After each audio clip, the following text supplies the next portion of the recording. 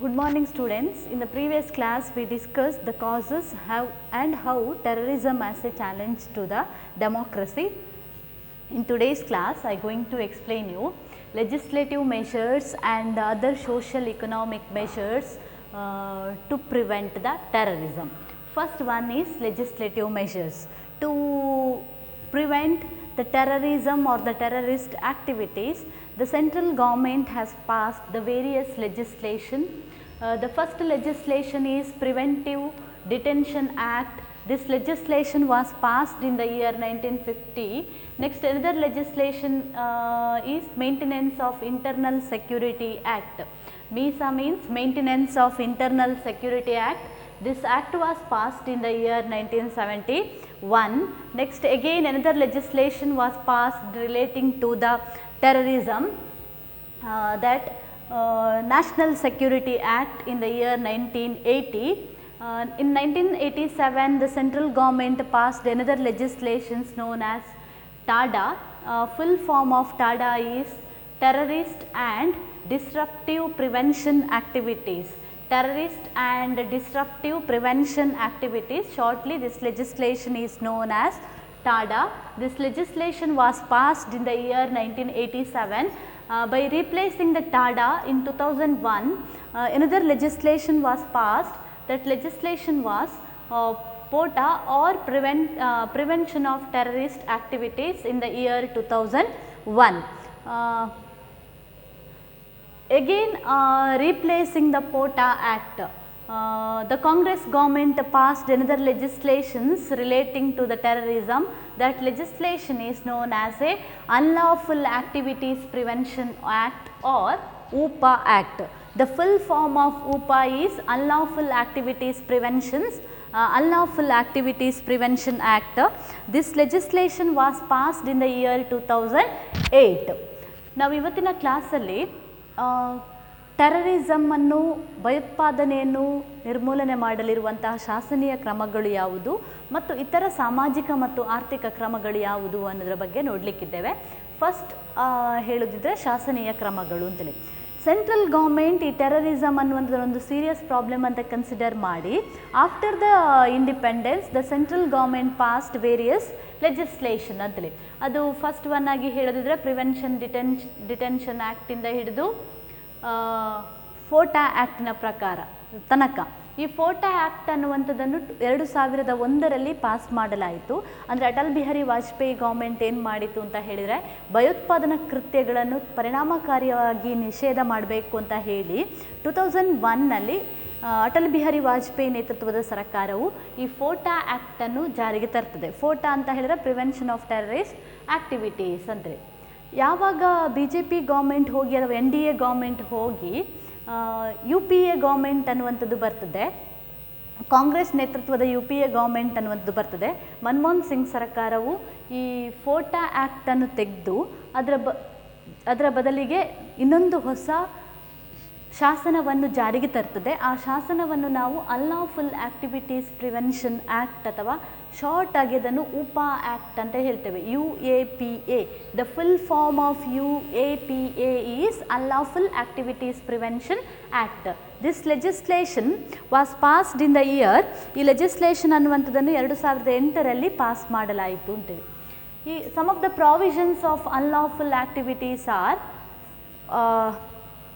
The Unlawful Prevention Act clearly explains the meaning of terrorist.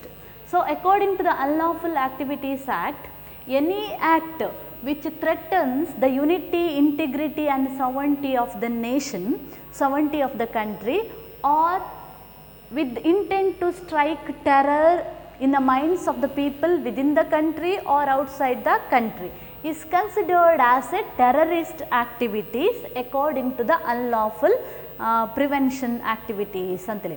ಈ ಆ್ಯಕ್ಟಿನ ಪ್ರಕಾರ ಯಾವುದನ್ನು ಭಯೋತ್ಪಾದನಾ ಕೃತ್ಯ ಅಂತೇಳಿ ಹೇಳ್ಬೋದು ಅಂತ ಹೇಳಿದರೆ any act which threatens unity, integrity and sovereignty of the nation or with an intent to create with an intent to strike or create terror in the minds of the people within the country or outside the country ಅಂತೇಳಿ. ಈ ಆ್ಯಕ್ಟಿನ ಪ್ರಕಾರ ಯಾವುದನ್ನು ಭಯೋತ್ಪಾದನಾ ಕೃತ್ಯ ಅಂತೇಳಿ ಹೇಳ್ಬೋದು ಅಂತ ಹೇಳಿದರೆ, ನಮ್ಮ ದೇಶದ ಏಕತೆ, ಭಾವೈಕ್ಯತೆ ಮತ್ತು ಪರಮಾಧಿಕಾರಕ್ಕೆ ಧಕ್ಕೆ ಉಂಟು ಮಾಡುವಂತಹ ಯಾವುದೇ ಕೃತ್ಯಗಳಾಗಿರ್ಬೋದು. ಈ ಮೂರಕ್ಕೆ ಧಕ್ಕೆ ಉಂಟು ಮಾಡುವಂಥ ಎಲ್ಲ ಕೃತ್ಯಗಳನ್ನು ಕೂಡ ಭಯೋತ್ಪಾದನಾ ಕೃತ್ಯ ಅಂತಲೇ ಕನ್ಸಿಡರ್ ಮಾಡಲಾಗ್ತದೆ. ಅದಲ್ಲದೆ ಜನರ ಮನಸ್ಸಿನಲ್ಲಿ ಭಯವನ್ನು ಸೃಷ್ಟಿ ಮಾಡುವಂತಹ ಯಾವುದೇ ಚಟುವಟಿಕೆಗಳಾಗಿರ್ಬೋದು, ಅದು ನಮ್ಮ ದೇಶದ ಒಳಗಿರ್ಬೋದು ಅಥವಾ ನಮ್ಮ ದೇಶದ ಹೊರಗಿರ್ಬೋದು, ವಿದೇಶದಲ್ಲೂ ಕೂಡ ಅಷ್ಟೇ, ಜನರ ಮನಸ್ಸಿನಲ್ಲಿ ಭಯವನ್ನು ಸೃಷ್ಟಿ ಮಾಡುವಂಥ ಯಾವುದೇ ಕೃತ್ಯಗಳನ್ನು ಕೂಡ ಭಯೋತ್ಪಾದನಾ ಕೃತ್ಯಗಳು ಅಂತೇಳಿ ಕನ್ಸಿಡರ್ ಮಾಡಲಾಗ್ತದೆ. ಮತ್ತು ಈ ಆ್ಯಕ್ಟ್ ಏನು ಹೇಳ್ತದೆ ಅಂತ ಹೇಳಿದರೆ, ಈ ಎಲ್ಲ ಚಟುವಟಿಕೆಗಳು is considered as a punishable offence according to the UPA act. Next second provision is those person who have the intention of aiding or abetting or committing a terrorist act shall be punishable with imprisonment for 10 years and fine ಅಂತೇಳಿ. ಯಾವುದೇ terrorist ಆರ್ಗನೈಸೇಷನ್ಸ್ಗಳಿಗೆ ಆಗಿರ್ಬೋದು, financial support ಕೊಡುವಂಥದ್ದು ಅಥವಾ ಅವರು ಭಯೋತ್ಪಾದನಾ ಕೃತ್ಯಗಳನ್ನು ಮಾಡಲಿಕ್ಕೆ ಉತ್ತೇಜಿಸುವಂಥದ್ದು ಕೂಡ ಅಪರಾಧ ಅಂತ ಅನಿಸಿಕೊಳ್ತದೆ. ಅಂಥ ಸಂದರ್ಭದಲ್ಲಿ ಅವರಿಗೆ 10 ವರ್ಷಗಳ ತನಕ ಜೈಲು ಶಿಕ್ಷೆ ಆಗುವಂಥ ಚಾನ್ಸಸ್ ಇದೆ. Next third one, punishment for raising funds for terrorist activities is 5 years. According to this legislation, punishment is given to those persons who raise the fund for terrorist activities. So according to the UPA legislations, punishment shall also be given to those persons who raise the fund for terrorist activities.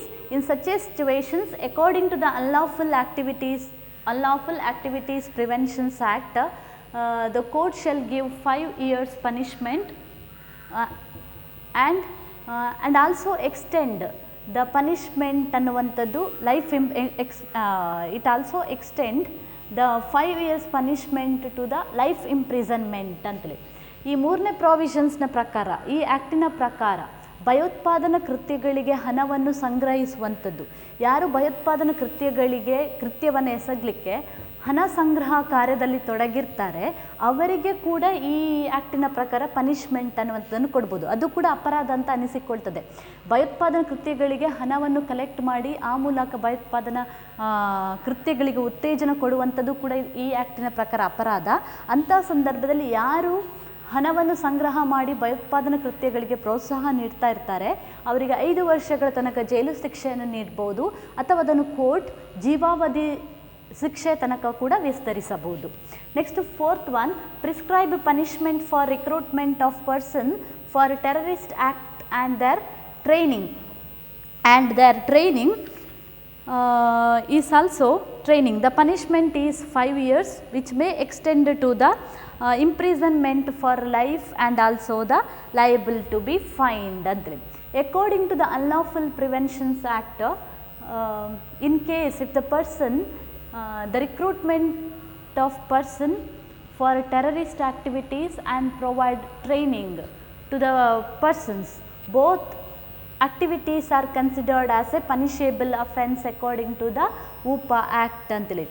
ಈ ಆ್ಯಕ್ಟಿನ ಪ್ರಕಾರ ಯಾವುದೇ ವ್ಯಕ್ತಿಗಳನ್ನು ಭಯೋತ್ಪಾದನಾ ಕೃತ್ಯಗಳಿಗೆ ನೇಮಕಾತಿ ಮಾಡಿಕೊಳ್ಳುವಂಥದ್ದು ಮತ್ತು ಅವರಿಗೆ ತರಬೇತಿಯನ್ನು ಕೊಡುವುದು ಎರಡೂ ಕೂಡ ಏನಂತ ಕನ್ಸಿಡರ್ ಆಗ್ತದೆ ಅಂತ ಹೇಳಿದರೆ ಶಿಕ್ಷಾರ್ಹ ಅಪರಾಧ ಅಂತೇಳಿ ಅನಿಸಿಕೊಳ್ತದೆ. ಹಾಗಾಗಿ those who recruit the persons for terrorist activities and provide training to the such person, ಅವರಿಗೆ ಕೋರ್ಟ್ ಏನು ಮಾಡ್ಬೋದು ಅಂತ ಹೇಳಿದರೆ 5 ವರ್ಷ ತನಕ ಜೈಲು ಕೊಡ್ಬೋದು, ಶಿಕ್ಷೆಯನ್ನು ಕೊಡ್ಬೋದು ಅಥವಾ ಅದನ್ನು ಜೀವಾವಧಿ ಶಿಕ್ಷೆಗೆ ವಿಸ್ತರಿಸಬಹುದು ಮತ್ತು ದಂಡವನ್ನು ಕೂಡ ಹಾಕ್ಬೋದು ಅಂತೇಳಿ. ಹಾಗಾಗಿ ಯಾವುದೇ ಭಯೋತ್ಪಾದನಾ ಕೃತ್ಯಗಳಿಗೆ ಜನರನ್ನು ನೇಮಕಾತಿ ಮಾಡಿಕೊಳ್ಳುವಂಥದ್ದು ಮತ್ತು ಅವರಿಗೆ ತರಬೇತಿಯನ್ನು ಕೊಡುವುದು ಎರಡೂ is considered as a punishable offence. Next provision is this act says that if the investigations, in case if the person is arrested under the UPA Act, in such a situations the concerned person, the police persons have the full right to inquire to conduct the investigations against the person who arrested under the UAPA act ಅಂತೇಳಿ. In case if the investigation is not completed within 90 days, then the court may extend the detention period from 90 days to the 180 days ಅಂತೇಳಿ. ಈ ಆ್ಯಕ್ಟಿನ ಪ್ರಕಾರ ಈಗ for example ಒಬ್ಬ ವ್ಯಕ್ತಿಗೆ ಯಾವಾಗ ಈ ಉಪಾ ಆ್ಯಕ್ಟಿನ ಪ್ರಕಾರ ಒಬ್ಬ ವ್ಯಕ್ತಿಯನ್ನು ಬಂಧಿಸಲಾಗ್ತದೆ, ಅಂದರೆ ಅವನು ಭಯೋತ್ಪಾದನಾ ಕೃತ್ಯಗಳಲ್ಲಿ ತೊಡಗಿರ್ಬೋದು, ಅಥವಾ ಅದಕ್ಕೆ ಹಣ ಸಂಗ್ರಹಿಸಿ ಕೊಟ್ಟಿರ್ಬೋದು, ಅಥವಾ ಅವರಿಗೆ ಟ್ರೈನಿಂಗ್ ಕೊಟ್ಟಿರ್ಬೋದು, ಅವರನ್ನು ರಿಕ್ರೂಟ್ ಮಾಡ್ತಾ ಇರ್ಬೋದು, ಈ ಎಲ್ಲ ಕೃತ್ಯಗಳಲ್ಲಿ ತೊಡಗಿಕೊಂಡ ಇದ್ದಾಗ ಒಬ್ಬ ವ್ಯಕ್ತಿಯನ್ನು ಅರೆಸ್ಟ್ ಮಾಡಿದರು ಅಂತ ಹೇಳಿದರೆ ಪೊಲೀಸರು ಏನು ಮಾಡ್ಬೋದು ಅಂತ ಹೇಳಿದರೆ 90 days ತನಕ ಇನ್ವೆಸ್ಟಿಗೇಷನ್ ಪರ್ಪಸ್ಸಿಗೋಸ್ಕರ ಅವರನ್ನು ತನ್ನ ಹತ್ತಿರವೇ ಇಟ್ಕೊಳ್ಬೋದು. ಒಂದು ವೇಳೆ 90 days ತನಕ ಕೂಡ ಇನ್ವೆಸ್ಟಿಗೇಷನ್ ಕಂಪ್ಲೀಟ್ ಆಗಿಲ್ಲ ಅಂತ ಹೇಳಿದರೆ ನಂತರ ಅವರನ್ನು ಪೊಲೀಸರು ವಿಚಾರಣೆಗೋಸ್ಕರ ಎಷ್ಟು ದಿವಸಗಳ ತನಕ ಅವರ ಹತ್ರವೇ ಇಟ್ಕೊಳ್ಬೋದು ಅಂತ ಹೇಳಿದರೆ 90 days 180 days ತನಕ ವಿಚಾರಣೆಗೋಸ್ಕರ ಪೊಲೀಸರಿಗೆ ಅವರನ್ನು ಅವರ ಹತ್ರವೇ ಇಟ್ಕೊಳ್ಳುವಂಥ ಅಧಿಕಾರ ಅನ್ನುವಂಥದ್ದು ಇದೆ ಅಂತೇಳಿ. ಯಾಕಂತಂದರೆ ಈಗ for example according to the article 22 of the Indian constitution, every arrested person must produce before the magistrate within 24 hours of his arrest ಅಂತೇಳಿ ಹೇಳ್ತದೆ. This provision applies only to the citizens of the state ಅಂತ ಕೂಡ clear ಆಗಿ ಹೇಳ್ತದೆ. ನಮ್ಮ ಕಾನ್ಸ್ಟಿಟ್ಯೂಷನಲ್ಲಿ 22ನೇ article ಏನು ಹೇಳ್ತದೆ ಅಂತ ಹೇಳಿದರೆ, ಒಬ್ಬ ಸಿಟಿಸನನ್ನು ಅರೆಸ್ಟ್ ಮಾಡಿದ 24 ಗಂಟೆಗಳ ಒಳಗಾಗಿ ಅವನನ್ನು ಜಡ್ಜಿನ ಎದುರು ಪ್ರೊಡ್ಯೂಸ್ ಮಾಡಬೇಕು ಅಂತೇಳಿ. ಇದು ಯಾರಿಗೆ ಮಾತ್ರ ಸಿಗೋದು ಅಂತ ಹೇಳಿದರೆ ನಮ್ಮ ದೇಶದ ನಾಗರಿಕರಿಗೆ ಮಾತ್ರ ಈ ರೀತಿಯ ಪ್ರಾವಿಷನ್ಸ್ ಸಿಗೋದು. ಈಗ ಒಂದು ವೇಳೆ ನಮ್ಮ ದೇಶದ ನಾಗರಿಕನಾಗಿದ್ದರೂ ಕೂಡ ಅವನನ್ನು ಈ ಆ್ಯಕ್ಟಿನ ಅಡಿಯಲ್ಲಿ ಅರೆಸ್ಟ್ ಮಾಡಿದರೆ ಆವಾಗ ಪೊಲೀಸರವನನ್ನು 90 ದಿವಸಗಳ ತನಕ ವಿಚಾರಣೆಗೆ ತಮ್ಮಲ್ಲೇ ಉಳಿಸಿಕೊಳ್ಬೋದು. ಒಂದು ವೇಳೆ ಅದು ಆಗಲಿಲ್ಲ ಅಂತ ಹೇಳಿದರೆ, ವಿಚಾರಣೆ ಮುಗ್ದಿಲ್ಲ ಅಂತ ಹೇಳಿದರೆ ನೆಕ್ಸ್ಟ್ ಅದನ್ನು 180 daysಗೆ ವಿಸ್ತರಿಸುವಂಥ ಅಧಿಕಾರ ಕೂಡ ಅವರಿಗೆ ಇದೆ. Next one 6th one, no bail is granted under the UAPA act ಅಂತೇಳಿ. ಒಂದು ವೇಳೆ ಒಬ್ಬ ವ್ಯಕ್ತಿಯನ್ನು ಉಪಾ ಆ್ಯಕ್ಟಿನ ಅಡಿಯಲ್ಲಿ ಬಂಧಿಸಿದರೆ, ಅರೆಸ್ಟ್ ಮಾಡಿದರೆ, ಆಗ ಅವನಿಗೆ ಜಾಮೀನು ಅನ್ನುವಂಥದ್ದು ಸಿಗುವುದಿಲ್ಲ. ಅದು ಜಾಮೀನು ರಹಿತ ಬಂಧನ ಅನ್ನುವಂಥದ್ದಾಗಿರ್ತದೆ. ಅವರಿಗೆ ಅಷ್ಟು ಈಸಿಯಾಗಿ ಜಾಮೀನು ಅನ್ನುವಂಥದ್ದು ಸಿಗುವುದಿಲ್ಲ. Last provision, the central government has the power to seize, freeze or attach the financial resources or the financial assets of the terrorist organization or terrorist group.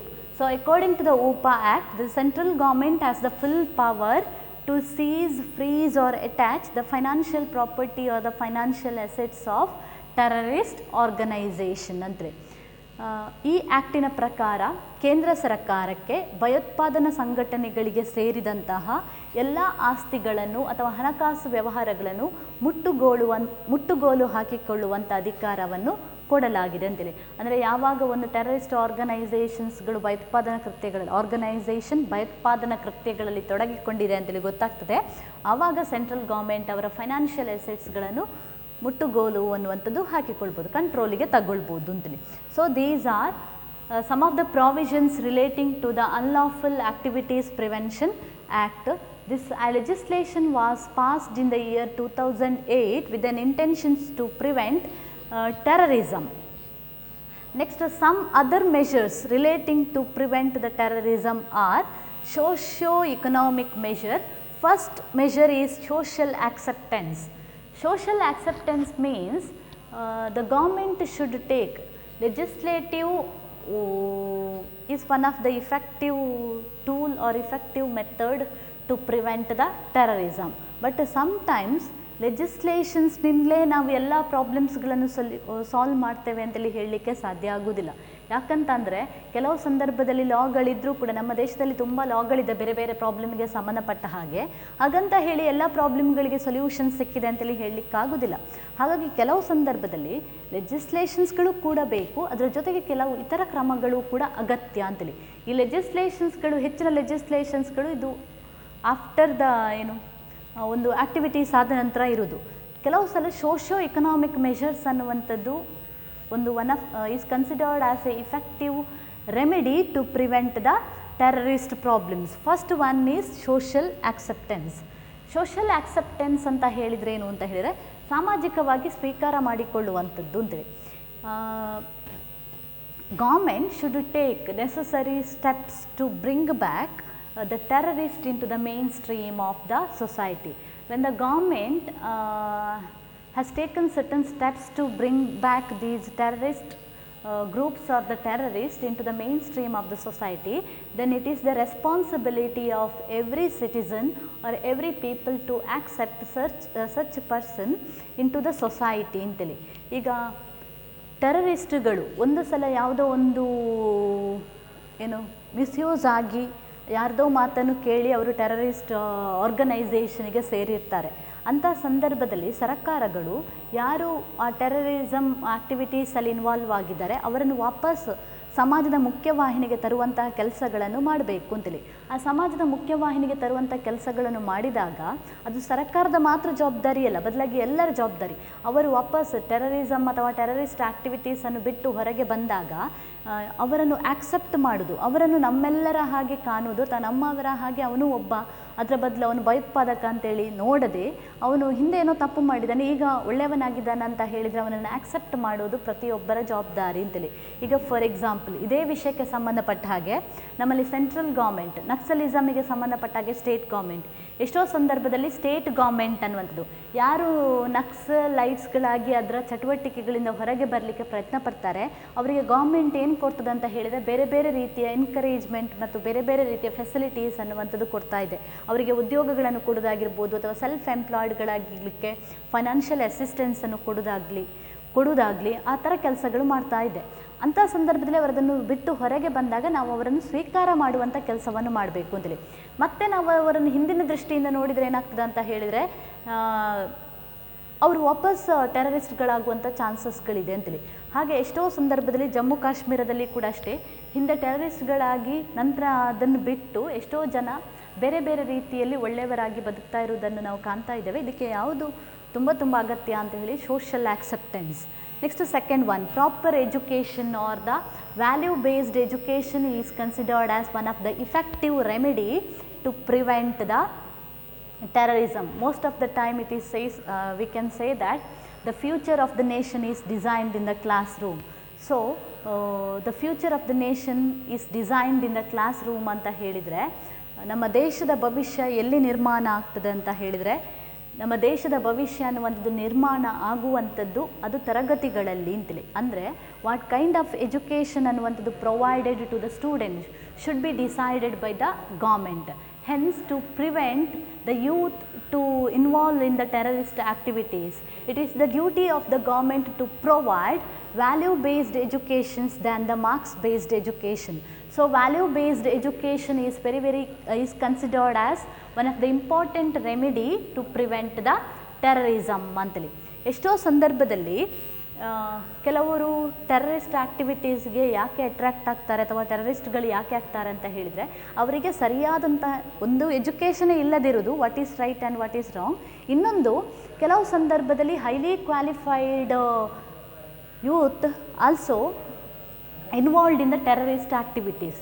ಕೆಲವು ಸಂದರ್ಭದಲ್ಲಿ ತುಂಬ ಕ್ವಾಲಿಫೈಡ್ ಆಗಿರುವಂಥವರು, ಡಾಕ್ಟರ್ಗಳಾಗಿರುವವರು, ITBTಗಳಲ್ಲಿ ಕೆಲಸ ಮಾಡ್ತಾ ಇರುವವರು ಕೂಡ ಟೆರರಿಸ್ಟ್ಗಳಾಗ್ತಾ ಇರ್ತಾರೆ. ಯಾಕೆ? ಅದರ ಕಾರಣ ಏನು ಅಂತ ಹೇಳಿದರೆ ಅವರಿಗೆ ವ್ಯಾಲ್ಯೂ ಬೇಸ್ಡ್ ಎಜುಕೇಷನ್ನ ಕೊರತೆ ಅನ್ನುವಂಥದ್ದು ಕಾಣ್ತಾ ಇರ್ತದೆ ನಮಗೆ. ಹಾಗಾಗಿ ಗೌರ್ಮೆಂಟಿನ ಡ್ಯೂಟಿ ಏನು ಅಂತ ಹೇಳಿದರೆ ಮಕ್ಕಳಿಗೆ ವ್ಯಾಲ್ಯೂ ಬೇಸ್ಡ್ ಎಜುಕೇಷನ್, ಮೌಲ್ಯ ಆಧಾರಿತ ಶಿಕ್ಷಣ ಅನ್ನುವಂಥದ್ದು ಕೊಟ್ಟಾಗ ಅವ್ರಿಗೇನಾಗ್ತದೆ ಅಂತ ಹೇಳಿದರೆ ಯಾವುದು ತಪ್ಪು ಯಾವುದು ಸರಿ ಅಂತ ಡಿಸೈಡ್ ಮಾಡುವಂತಹ ಪೊಸಿಷನಲ್ಲಿ ಇರ್ತಾರೆ. ಮಾರ್ಕ್ಸ್ ಬೇಸ್ಡ್ ಎಜುಕೇಷನ್ ಆದರೆ ಏನಾಗ್ತದೆ ಅಂತ ಹೇಳಿದರೆ ನಾವು ಒಬ್ಬ ರೆಸ್ಪಾನ್ಸಿಬಲ್ ಸಿಟಿಸನ್ ಆಗಲಿಕ್ಕೆ ಸಾಧ್ಯವೇ ಇಲ್ಲ. ಹಾಗಾಗಿ ಒಬ್ಬ ರೆಸ್ಪಾನ್ಸಿಬಲ್ ಸಿಟಿಸನ್ ಆಗಲಿಕ್ಕೆ ಯಾವ ಥರ ಎಜುಕೇಷನ್ ಅನ್ನುವಂಥದ್ದು ಬೇಕು, value based education or moral based educations ಅದನ್ನು ಕೊಡುವಂಥದ್ದು ಕೂಡ is the duty of the government. Next third one, government should provide proper employment opportunities to all unemployed youth. When the government provide proper employment opportunities to the unemployed youth, then the chances of involving in the terrorist activities is very low, because one of the main reason for terrorism is poverty and unemployment. Because of the poverty and unemployment, sometimes the unemployed youth easily attracted towards the terrorist activities. ಈಗ ಯಾವಾಗ ಒಂದು ದೇಶದಲ್ಲಿ ಬಡತನ ಇರ್ತದೆ ಮತ್ತು ನಿರುದ್ಯೋಗ ಸಮಸ್ಯೆ ಇರ್ತದೆ, ಈ ಟೆರರಿಸ್ಟ್ ಆರ್ಗನೈಸೇಷನ್ಸ್ಗಳಿಗೆ ಅಂಥ ಸಂದರ್ಭದಲ್ಲಿ ಅವರನ್ನು ಈಸಿಯಾಗಿ ಮಿಸ್ಯೂಸ್ ಮಾಡಲಿಕ್ಕಾಗ್ತದೆ. ಅಂದರೆ ಒಬ್ಬ ವ್ಯಕ್ತಿಗೆ ಉದ್ಯೋಗವೇ ಇಲ್ಲ ಅಂತ ಹೇಳುವಾಗ ಅವನೇನು ಮಾಡ್ತಾನೆ ಅಂತ ಹೇಳಿದರೆ, ಈಸಿಯಾಗಿ ಎಲ್ಲಿ ದುಡ್ಡು ಸಿಗ್ತದೆ ಅಲ್ಲಿಗೆ ಬೇಗ ಅಟ್ರ್ಯಾಕ್ಟ್ ಆಗ್ತಾನೆ. ಹಾಗಾಗಿ ಅದು ತಡಿಬೇಕು ಅಂತಿದ್ರೆ ಏನು ಮಾಡಬೇಕು ಅಂತ ಹೇಳಿದರೆ, ಎಲ್ಲ ನಿರುದ್ಯೋಗಿಗಳಿಗೆ ಸರಿಯಾದಂಥ ಉದ್ಯೋಗಾವಕಾಶಗಳನ್ನು ಕಲ್ಪಿಸಿಕೊಡುವಂತಹ ಕೆಲಸಗಳನ್ನು ಸರ್ಕಾರ ಮಾಡಿದರೆ ಆವಾಗ ಈ ರೀತಿಯಾಗಿ ಟೆರರಿಸ್ಟ್ಗಳಾಗೋದು ಅಥವಾ ಟೆರರಿಸ್ಟ್ ಕೃತ್ಯಗಳನ್ನು ಕಡಿಮೆ ಮಾಡಲಿಕ್ಕೆ ಸಾಧ್ಯ. Next fourth one, financial assistance. Fourth one is financial assistance. Government not only provides employment opportunities and at the same time it encouraged the unemployed youth to become self-employed. So to become a self-employed, the government should provide financial assistance to the unemployed youth through the government financial institution or through the private financial institution. ಹಾಗೆ it is very difficult, ನಾನು ತುಂಬ ಸಲ ಹೇಳಿದ ಹಾಗೆ, it is very difficult for the government to provide government job to all the unemployed youth. ಅದಕ್ಕೋಸ್ಕರ ಅದೇನು ಮಾಡಬೇಕು ಅಂತ ಹೇಳಿದರೆ, ಎಲ್ಲರಿಗೆ ಸರ್ಕಾರಿ ಉದ್ಯೋಗಗಳನ್ನು ಕೊಡಲಿಕ್ಕೆ ಸಾಧ್ಯ ಇಲ್ಲ. ಅದರಿಂದಾಗಿ ಜನರನ್ನು ಸೆಲ್ಫ್ ಎಂಪ್ಲಾಯ್ಡ್ ಸ್ವ ಉದ್ಯೋಗಿಗಳನ್ನಾಗಿ ಮಾಡಲಿಕ್ಕೆ ಹೆಚ್ಚು ಹೆಚ್ಚು ಎನ್ಕರೇಜ್ ಮಾಡಬೇಕು ಅಥವಾ ಉತ್ತೇಜನ ಅನ್ನುವಂಥದ್ದು ಕೊಡಬೇಕು ಅಂತೇಳಿ. ಅವರು ಸ್ವ ಉದ್ಯೋಗಿಗಳಾಗಬೇಕು ಅಂತ ಇದ್ದರೆ, ಸೆಲ್ಫ್ ಎಂಪ್ಲಾಯ್ಡ್ ಆಗಬೇಕು ಅಂತ ಇದ್ದರೆ ಅವರಿಗೆ ಹಣಕಾಸಿನ ಅಗತ್ಯತೆ ಅನ್ನುವಂಥದ್ದು ತುಂಬ ಇರ್ತದೆ. ಹಾಗಾಗಿ ಸರ್ಕಾರ ಅವರಿಗೆ ಗೌರ್ಮೆಂಟ್ ಬ್ಯಾಂಕ್ಗಳ ಮೂಲಕ, ನ್ಯಾಷನಲೈಸ್ಡ್ ಬ್ಯಾಂಕ್ಗಳ ಮೂಲಕ ಆಗಿರ್ಬೋದು ಅಥವಾ ಪ್ರೈವೇಟ್ ಇನ್ಸ್ಟಿಟ್ಯೂಷನ್ಸ್ನ ಮೂಲಕ ಆಗಿರ್ಬೋದು, ಹಣಕಾಸಿನ ನೆರವನ್ನು ಒದಗಿಸಿಕೊಡುವಂಥ ಕೆಲಸಗಳನ್ನು ಮಾಡಬೇಕು. ಯಾವಾಗ people become employed or the self employed, then the chances of involving in the terrorist activities is very very low. Next, fifth one, economic inequality. The government should take necessary steps to eradicate economic inequality and to implement the poverty eradication schemes effectively both at the central and also the state level. ಸರ್ಕಾರ ಅನ್ನುವಂಥದ್ದು ಆರ್ಥಿಕ ಸಮಾನತೆಯನ್ನು ತರುವಂಥ ಕೆಲಸಗಳನ್ನು ಮಾಡಬೇಕಾಗ್ತದೆ. ಹಾಗೆ ಯಾವಾಗ ಆರ್ಥಿಕ ಸಮಾನತೆ ಅನ್ನುವಂಥದ್ದು ಬರ್ತದೆ, exploitation or harassment of rich over the poor ಅನ್ನುವಂಥದ್ದು ಕೂಡ ಕಡಿಮೆ ಆಗ್ತದೆ. ಹಾಗಾಗಿ ಬಡತನ ನಿರ್ಮೂಲನಾ ಕಾರ್ಯಕ್ರಮಗಳನ್ನು ಸರಿಯಾಗಿ ಅನುಷ್ಠಾನಗೊಳಿಸುವಂತಹ ಕೆಲಸಗಳನ್ನು ಕೇಂದ್ರ ಸರ್ಕಾರ ಅನ್ನುವಂಥದ್ದು ಮಾಡಿದರೆ ಕೂಡ ಈ ಟೆರರಿಸ್ಟ್ ಆ್ಯಕ್ಟಿವಿಟೀಸ್ಗಳನ್ನು ನಾವು ಸ್ವಲ್ಪ ಮಟ್ಟಿಗೆ ಕಡಿಮೆ ಮಾಡಲಿಕ್ಕೆ ಸಾಧ್ಯ ಅಂತೇಳಿ ಹೇಳ್ಬೋದು. Next other measures, fifth one. Next one, sixth one, rehabilitation. Sixth one, rehabilitation.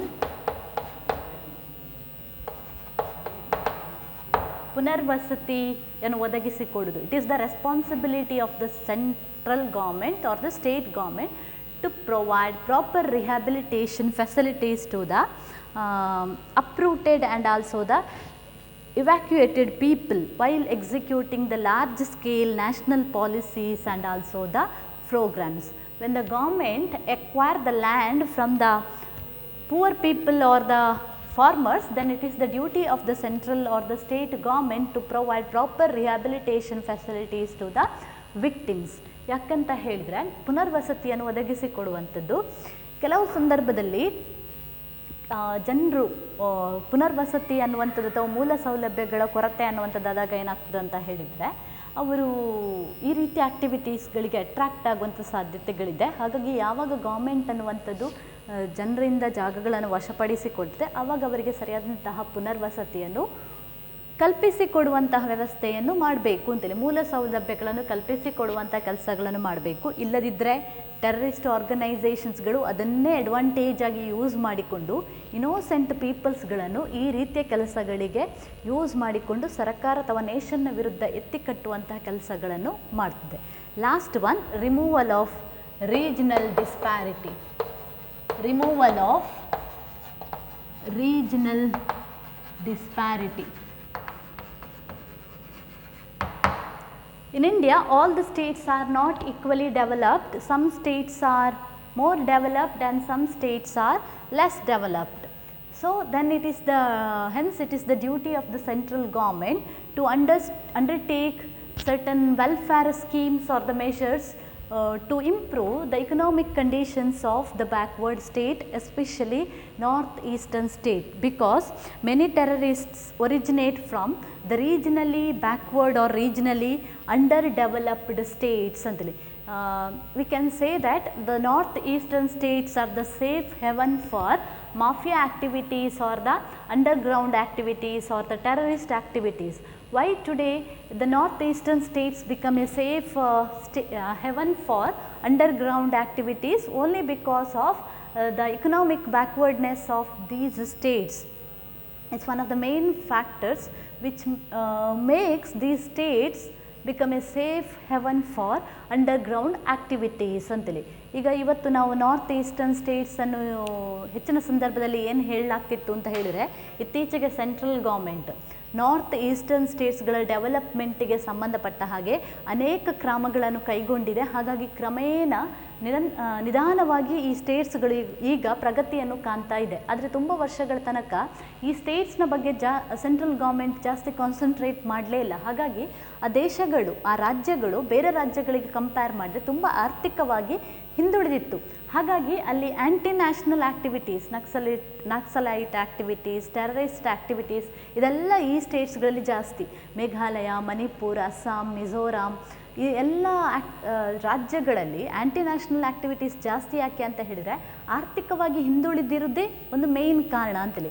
ಯಾವಾಗ ಈ ರಾಜ್ಯಗಳು ಆರ್ಥಿಕವಾಗಿ ಹಿಂದುಳಿದಿತ್ತು, ಕೆಲವೊಂದು ಸ್ವಹಿತಾಸಕ್ತಿ ಆರ್ಗನೈಸೇಷನ್ಸ್ಗಳು ಅದನ್ನೇ ಬಂಡವಾಳ ಮಾಡಿಕೊಂಡು ಅಲ್ಲಿಯ ಮುಗ್ಧ ಜನರನ್ನು ಸರ್ಕಾರ ಅಥವಾ ದೇಶದ ವಿರುದ್ಧ ಎತ್ತಿ ಕಟ್ಟುವಂತಹ ಕೆಲಸಗಳನ್ನು ಮಾಡಲಿಕ್ಕೆ ಸ್ಟಾರ್ಟ್ ಮಾಡಿದ್ವು. ಹಾಗಾಗಿ ಇದನ್ನು ಪ್ರಿವೆಂಟ್ ಮಾಡಬೇಕು ಅಂತಿದ್ರೆ ಸರ್ಕಾರ ಏನು ಮಾಡಬೇಕು ಅಂತ ಹೇಳಿದರೆ, ಈ ರಾಜ್ಯಗಳ ಆರ್ಥಿಕ ಪ್ರಗತಿಗೆ ಜಾಸ್ತಿ ಒತ್ತನ್ನು ಕೊಡಬೇಕು ಅಂತೇಳಿ. ಬೇರೆ ರಾಜ್ಯಗಳ ಹಾಗೆ ಇದಕ್ಕೆ ಕೂಡ ಈಕ್ವಲ್ ಆರ್ ಮೋರ್ ಇಂಪಾರ್ಟೆನ್ಸ್ ಕೊಟ್ಟಾಗ automatically all these problems can be removed. So these are some of the social and economic measures, social, economic and also the legislative measures relating to the terrorism. Finally, we can conclude that today terrorism is not considered as India's problems, it is considered as a global problem. Most of the nations today is facing the terrorism problems. So terrorism is a political problem, hence it needs a political solutions. So to prevent the terrorism, it is not only the responsibility of the central or the state government, it is the responsibility of all the citizens to fight against to the terrorism, then only we can prevent the terrorism.